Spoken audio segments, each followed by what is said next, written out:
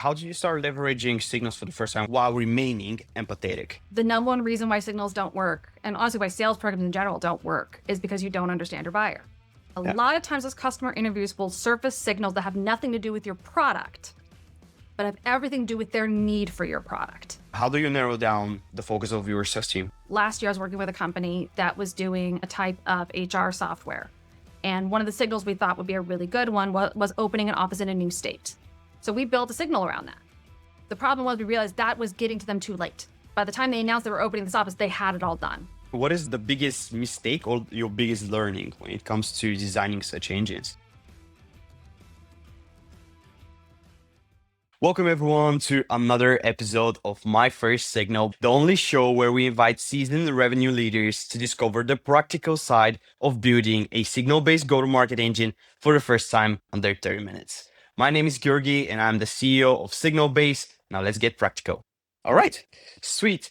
Ash, thank you very much for coming into one of our earliest episodes. It is an absolute pleasure to have such a bright mind that has been multiple times head of revenue, head of sales, and now you've been working with a few companies that are, I think, above 7 figures or something. Everything from 5 employees all the way up to Fortune. I've got one in the Fortune 100. Absolutely insane. What is your biggest hot take for the go-to-market landscape at the moment?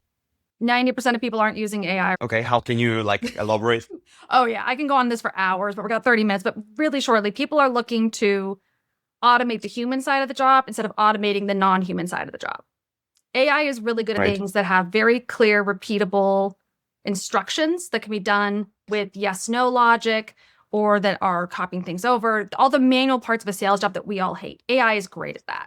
AI is not great at having conversations, generating personalized emails as much as we like to pretend it is. It's not. We can all see through it. My latest party trick is I can tell which AI bot wrote an AI email. Which model, in your opinion, writes the best copy so far? The one I trained. Okay. Mine. But that's the thing, though, is honestly, the best results you're going to get right now are from training your own. You can create your own GPT, create your own LLM. Is it hard? Yes, but it's not that hard. 15 years ago, a lot of really cutting edge salespeople were teaching themselves Salesforce and stuff like that so we could build better reports, get better data, so we could use our time more efficiently. The cutting edge reps now are teaching themselves how to build LLMs so they can build their own custom database of information of what they know works and then get their stuff done faster. And I feel like that's the biggest difference between very aggressive go-to-market orgs or teams, if you want to say it like this, being reactive versus being proactive. In your opinion, how can one team go from there? And the reason why I'm asking this is because we all know that there are a few sales teams that are stuck on, can we automate this? I don't want to pick up the phone because of the fact that A, B, and C. So yeah, any tips there before we dive in further? There are very few cases where it's not better to just pick up the phone. Sorry, hashtag sorry, not sorry. It's just the truth. It's usually going to be better to pick up the phone. Now, there are caveats on that. It's all going to come down to data quality, time in the day, stuff like that. But if someone responds to your email, pick up the phone. Yeah. Pick up the phone. Yeah. Totally. Lead to lead. And now companies who are really trying to automate, a lot of times what they're trying to do is what we used to call growth hacking. So I get it. It seems cheaper. It seems faster to train an AI agent than it is to train an SDR, especially if you have a high amount of inbound or warm leads, if you're doing a product-led growth or an open source model. I get it. I understand the logic. The flaw in that is there's a lot more humanity and relationship building that goes on in the SDR model than companies want to admit. And so they'll build these AI agents and they're like, why isn't this working? And it's because there's 50 other things that a human does in a half second that AI is not capable of doing yet. Do I think we'll get there eventually? Absolutely. Do I think it's great for the buying process? Yes. Am I worried for myself and my fellow salespeople's jobs? Absolutely not. There will always be a point, especially for bigger deals, where people need to talk to a person. And that's where we're going to come in. So now it's just about shifting what we're doing and learning how to use the technology the way it should be used, not the way we want to use it. So Totally. And this goes nicely with what Sarah mentioned in the first episode, especially the higher of ACV you go, the lower the hand raisers are, and therefore you need to hustle a little bit more. You mentioned empathy, you already mentioned a few times signals too. So why don't we just go straight up into it? So in that case, like how do you start leveraging signals for the first time whenever you start working with someone? And all of this while remaining empathetic. the biggest thing that people, I think, the biggest way that people mess up signals is they start signals by starting with assumptions rather than starting with data. So building your first signals doesn't actually start when you open up a signals platform. It starts when you do customer interviews, you do prospect interviews, not to sell them, but to actually understand their buying process, where they're getting information, what their exact situation is that creates the pain that you come in and solve with your product. If you don't have that work done, you don't know what signals to look for. That's why we all end up reverting to these same default signals, which we know don't really work too well and everyone already looks at, which is fundraising, job change. We've had that stuff that you could scrape using machine learning and just automation for 10 years now. Did it take a lot of time? Yes, but it's been there. Now we need to be looking at things like using all the publicly available information, which is a pain in the butt to scrape, office openings, expansions, restructures, new product announcements, all these other things, which good sales reps have been looking at forever, but looking at even more of them in a more nuanced way. So that's no longer intent data where we're looking at like Google searches by domain or IP address. We're looking at all the various possible things that could be happening and figuring out what are the signals that actually indicate someone's a good fit. And a lot of times those customer interviews will surface signals that have nothing to do with your product, but have everything to do with their need for your product. So the only way you're going to get the signals is by doing those customer interviews, and like at least 10, if not 20 or 30. And it's not something an SDR or an AE needs to do, but the leadership needs to do. And if leadership hasn't done it, then as a seller, you want to start asking about this. Hey, can we do this? Can I help? Can I go to some networking events and do this on your own? I guarantee it's the sort of thing, it's not your responsibility, but as a seller, and in terms of owning your quota, if you don't make sure that you've got this info straight from the horse's mouth, or that what you're being told by your leadership isn't rooted in this data, you're just guessing. It's going to take you 5 times as long, and you're going to have very little to show for it. Yeah, totally. It's actually quite refreshing to hear that coming from someone that works in sales too, because whenever you are coming from a marketing background towards go-to-market or growth, whatever, growth hacking, as it previously was known, or product growth even, it always starts with talking to that initial customer, or what sales teams call it. It's like the pre-sales part of the sales process. Yeah, but this isn't even pre-sales. This is literally just research. So that's one of the big things. Now, can it turn into sales? Absolutely. Do I run this as a sales play with especially really early growth companies? Yeah. Yeah. But the trick with this is it is a research call. And if they're like, hey, tell me more about this, and I want to hear more about that, it's like, great, let's set up another call for that. That's not the point of this. Now, that's actually a great sales tactic because it creates that, oh, I want to know more. Tell me more. Ooh, kind of thing in their brain. So then we're likely to pay attention and show up to that. But at the same time, it's 2 separate things, and you have to separate them because otherwise you're getting tainted information. The moment you start pitching, or they think they're pitching, or they think they're going to be pitched, you're going to start hearing, you're basically going to run into what I call the mom effect, which is they'll say whatever they think you want to hear, not what they actually think, which is death. And like you said, marketing's known this for years. Smart sales leaders have known this for years too. There's just a lot of very loud people in sales promoting a lot of very seemingly quick fixes that don't actually work and actually hurt a lot of people, which is why I have to limit my time on LinkedIn. Otherwise, I will get in fights. Yeah, you're definitely one of those gurus by any means. And to actually prove that further down the line, okay, once you get this like research done, what is the next step towards designing that signal-based engine? Do you need a particular sales team formation in place when it comes to designing a signal-based go-to-market engine? What does the rest of the process look like? It's basically cross-referencing ideas for signals with your ICP and personas and going at, okay, which ICP persona combinations do we think are the most likely to convert? What are the signals that apply to them? I've seen multiple points where when we're building a signal-based engine, we'll actually have an idea like a tier 1 ICP persona, but we have no signals for them. So we'll actually pause them and set them aside and instead go from maybe a tier 1.52, but who we know we have 1 or 2 really good signals for, and just see what we can get going while trying to figure out some signals for that top tier. So it's looking at, okay, what can we start quickly, get that running while we go and figure out where the holes are. So find that, I hate saying low-hanging fruit, but those kind of quick starts to get to show some early returns, to get that cooking, while still more slowly trying to figure out what are those nuances for this person that we can get into and go from there. Yeah, totally. And how do you see when it comes to the low-hanging fruit, although you hate to refer to it, how do you narrow down the focus of your sales team? I'm a huge fan of checklists. So it's literally look at this, then this. That's the order. And we run with that for a week, 2 weeks, 3 weeks. And then we look at the results. Is that the right order? What does the team say? What's the team's feedback? And then really follow an iterative process. So we go, okay, that's not the right order. We can change it. Maybe step 3 needs to be step 1, or step 2 needs to be step 6. But we let it be data-driven and usage-driven versus it being that everyone does their own thing. This works really well. We do the same thing, especially with inbound SDRs, where it's like this lead source first, and that lead source, and this lead source, and this lead source, or groups of lead sources. That way, for example, contact us's never go more than about an hour without being touched. Where content syndication, we know it's a much lower conversion, it's a much cooler indicator, those can go 2-3 days. We don't care.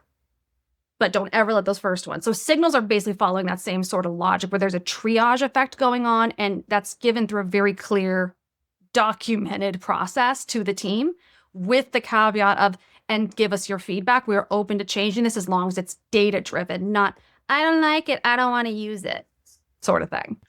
Yeah, absolutely. And how do you then loop in a go-to-market engineer within all of this complex structures and prioritization? Do they source it? Do you promote someone from the BDR team to step in as a little bit more technical, let's say a sales engineering type of role?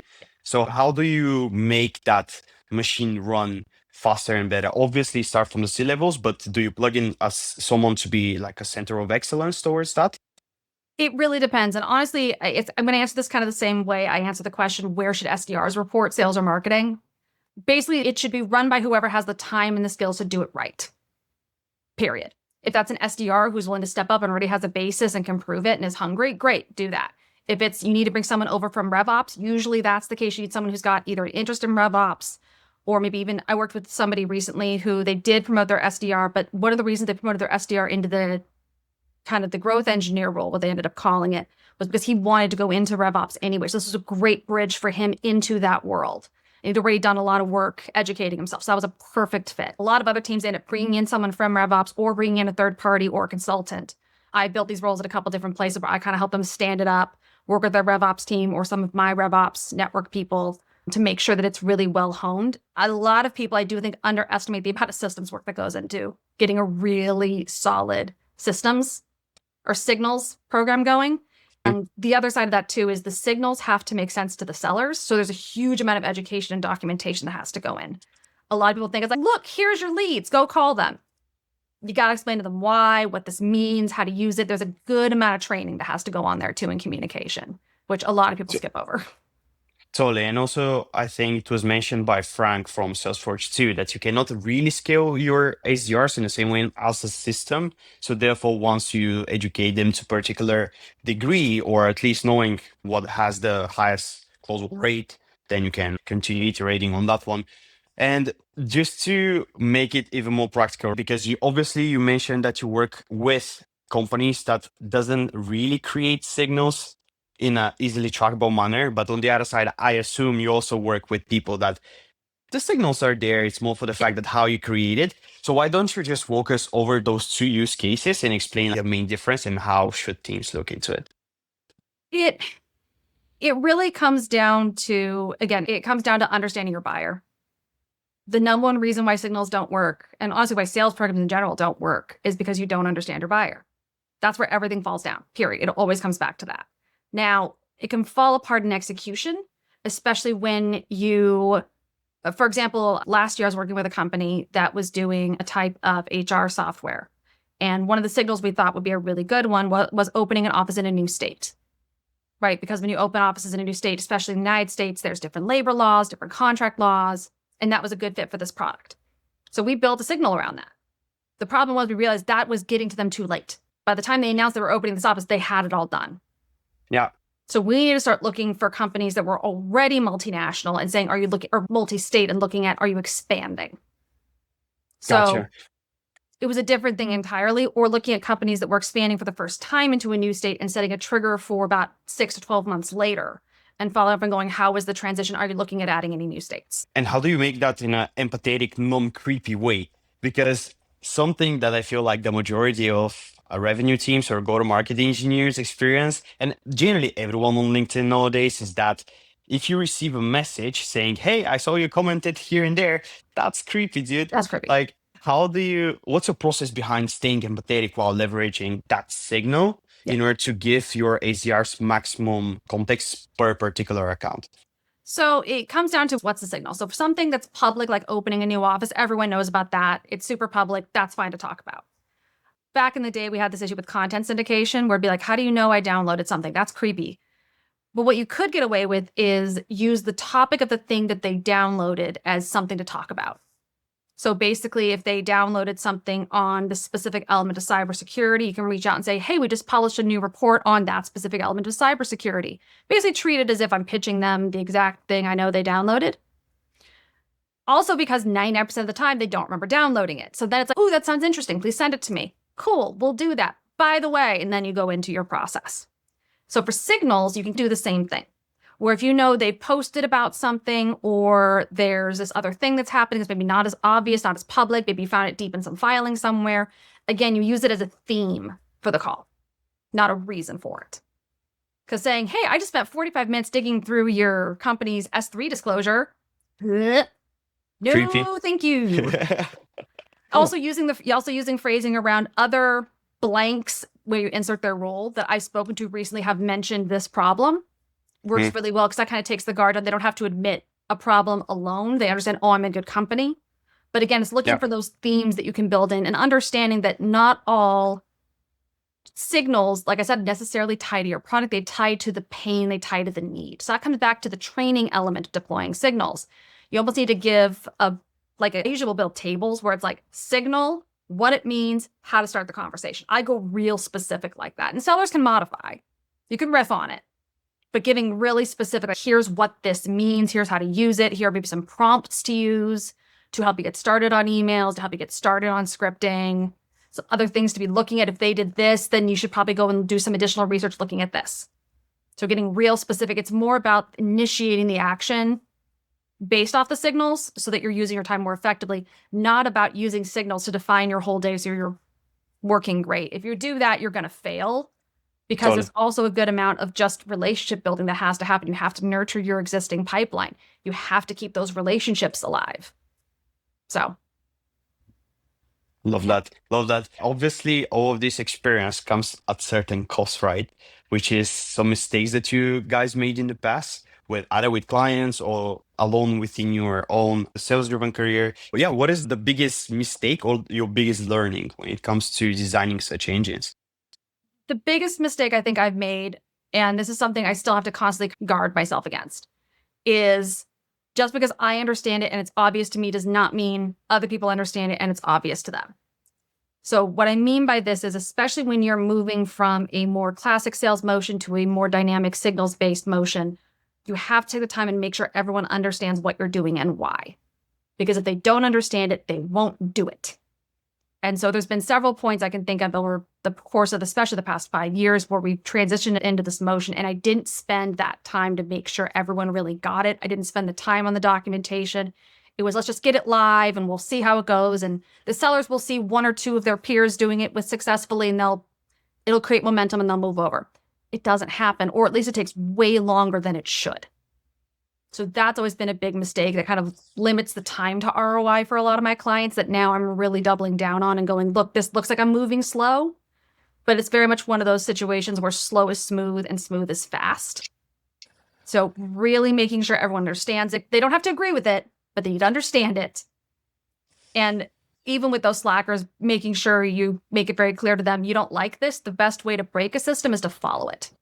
Do it my way for a month. If it doesn't work, we'll revisit the conversation, but that's only happened twice ever. So How much? Yeah, there you go. I And love I'll that. admit when I'm wrong. I will absolutely admit when I'm wrong. But usually they start it and they're like, okay, I'm at 80%. I want to make these tweaks. Great. Yes. Data, data, Yeah, data, data. Gimme. Let's go. awesome. It reminds me of what initially happens internally, a lot of in-house teams, right? And this is normally the case due to the fact that people used to say, or at least in my experience as a growth lead, the fact that we do this, we always did it. So therefore, why do we want to change this? So It works. while, If it ain't broke, don't fix it. But then even aside yeah, from that, it's also a lot of companies, I think now, especially even with AI tools, they're falling into that sunk cost fallacy. Well, mhm, we've already invested so much money and time in building this. We don't want to change it because then we're limiting the ROI on this. And it's like, totally. okay, I hear ya, but it's not just about that, but it's how much are you missing, especially in sales. You always have to look at how much are you missing between what you could be getting. Yeah. And And anyone who comes in and says they're going to double or triple or whatever is probably lying. Just saying that right now, heard it from me. But I worked with so many companies that have left literally millions on the table because they just were scared to even do a slow progression into adopting these more progressive signals, AI driven, but not ruled by AI processes. They just stick with their manual processes and try and iterate those slowly. And bluntly, they're going to end up having a lot of trouble in a few years, if not in 6 months. yeah, worst case scenario, the competition starts closing the right deals in front of their eyes simply because of Exactly. timing and speed to lead. Just to make it a little bit more practical, what is the checklist towards onboarding then your team to embrace that signal-based go-to-market approach? And the reason why I'm asking this is because 90% of teams are still spraying and praying, right? Yeah. So there is a huge learning opportunity at the moment. Yeah. Again, step one is it really starts with why, right? By the way, if you haven't seen that Simon Sinek presentation, please go watch it. It's brilliant. But they have to understand the big picture why for the company and the individual why for them. So you've been doing it this way. I understand it's been this results. We're going to move to this, and within 90 days, the results will be better. That means you're going to be able to higher attainment, more accelerators, your life is easier, less stress, whatever. More inbound, whatever you want to, however you want to sell it to them. And understand that not everyone's going to be sold the same way. Just like our prospects aren't sold the same way, your team isn't going to be sold the same way. They understand that. So that's step one. Step two is have really clear documentation, just so you're not constantly answering 1.5 million different questions. Make yourself available to the team so that you can walk them through it, show them that you're using it too.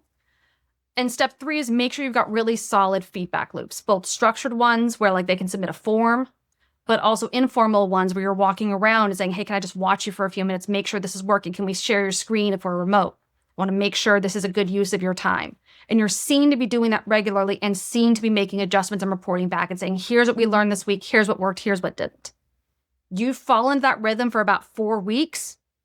You'll have 99% of it. You'll have 99% of the team not only onboarded and adopted, but also you'll start seeing at least a good initial uptick. But the other side of this is also, last step is make sure you set realistic expectations with management. However long you think it's going to take to see results, double that number for leadership to give yourself that much time, because something will go wrong. I don't know what, but something will go wrong. Totally. This also reminds me of a learning that I got from my previous job. It's not only the fact that you need to be able to know how to approach your market, what you pretty much said, but also to know how to approach your team Yeah. and really study the different communication styles between absolutely everyone. How do you manage to find your champions inside your org in order for them to adopt the signal-based approach? Because obviously you need someone to give you a hand, right? So how do you manage to find that champion? Most people I find are happy to abandon spray and pray or things that are spray and pray adjacent because they know it doesn't work great. So it's more just about going in with, hey, I'm going to make your life easier.